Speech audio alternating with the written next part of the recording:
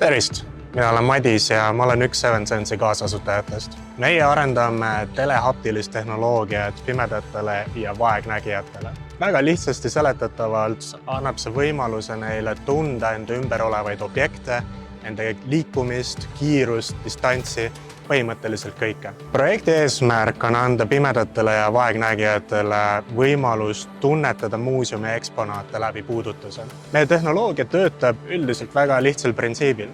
Kasutame 3D-kaameraid, et aru saada, mis sinu ümber toimub ja siis me tõlgime need läbi taktiilse puudutuse sinu otsa ette. Me tahame oma seadmega anda pimedatele võimaluse teha palju rohkem kui lihtsalt ringi liikuda.